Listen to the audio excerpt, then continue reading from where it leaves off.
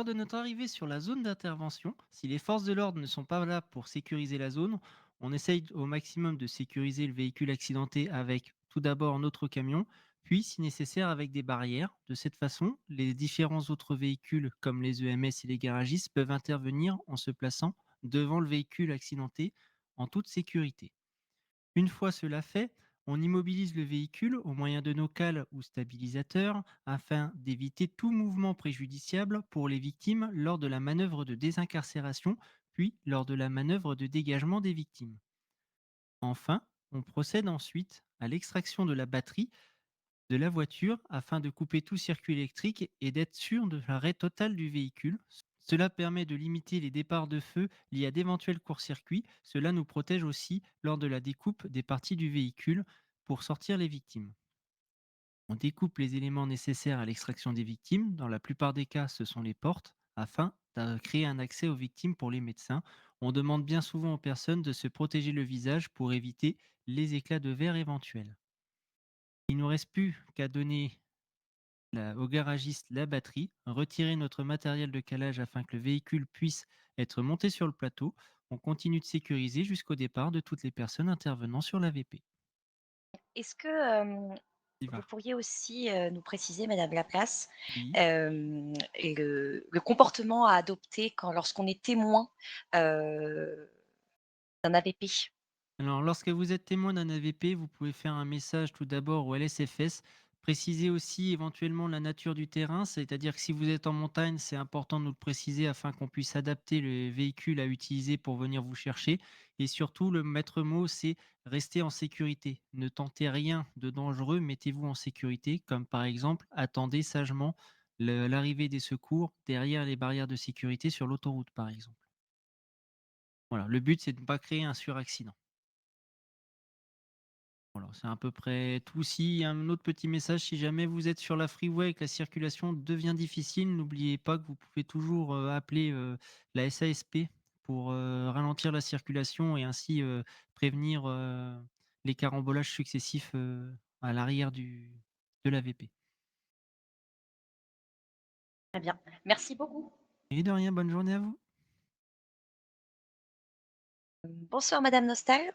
Bonsoir, Vous vous êtes responsable du pôle prévention, au RSES tout à fait. et vous avez donc participé à cette vidéo, qui présente donc une simulation d'AVP Mmh. pour, prévenir des risques qui peuvent être rencontrés durant ce type de situation. Est-ce que vous pourriez nous expliquer, le rôle que vous avez joué, heu, dans, heu, dans cet accident? Donc moi, mon rôle en tant que médecin, ça va être, de m'enquérir du coup de l'état de santé du blessé.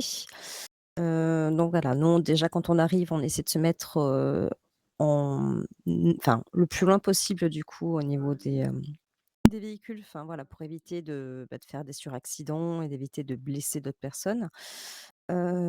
Généralement, on va faire en sorte d'extraire du coup le patient, à l'aide d'un brancard ou à défaut, quand ça ne veut pas fonctionner, directement sur notre épaule.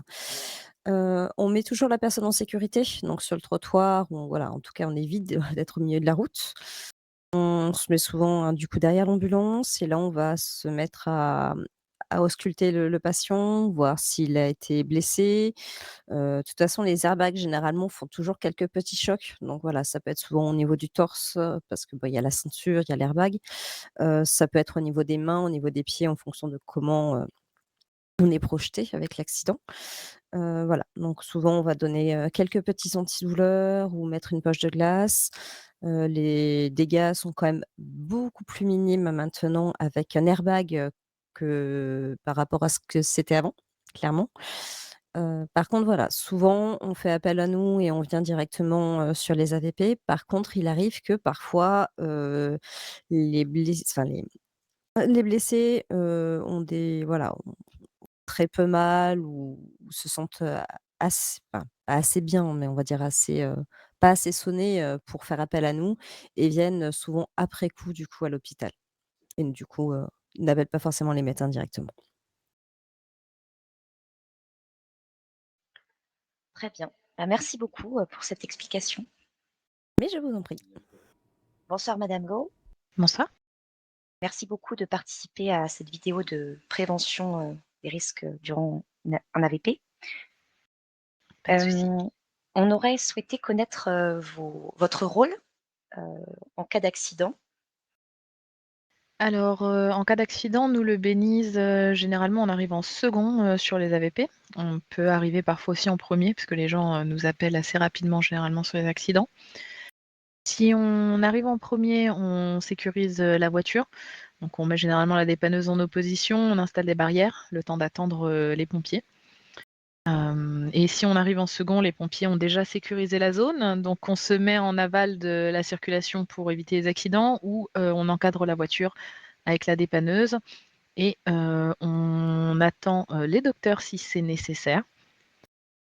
On récupère du coup la batterie que les pompiers ont enlevée, sur, le véhicule et une fois que la personne est désincarcérée, on récupère, son véhicule et son identité avec un numéro de téléphone pour pouvoir ensuite, lui rendre son véhicule après qu'on ait pu, tout réparer, réinstaller les airbags. Ce qui fait qu'on garde les véhicules, pendant 1 heure chez nous, le temps que, la personne, puisse venir le récupérer. Si sur des accidents simples, on garde pas forcément le véhicule pendant 1 heure.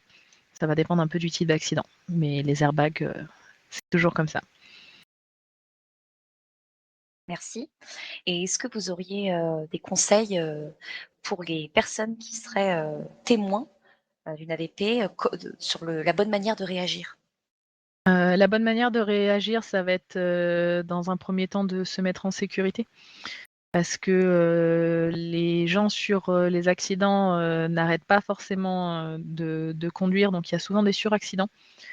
Donc si on est déjà sur place et qu'on a déjà sécurisé la zone, mettez-vous en aval, sur le côté si c'est possible ou alors, vraiment derrière, les véhicules d'intervention et les barrières pour éviter justement de se prendre un suraccident, avec un autre véhicule qui passerait très vite ou qui essaierait de passer par un chemin détourné et si vous arrivez en premier sur l'accident, bah, mettez-vous aussi en sécurité, s'il y a moyen de sécuriser un petit peu la voie, allez-y, mais sans vous mettre en danger pour éviter, d'avoir d'autres blessés, et faites les appels s'ils n'ont pas pu être faits par la personne qui est accidentée. Très bien, merci beaucoup. Et pas de rien.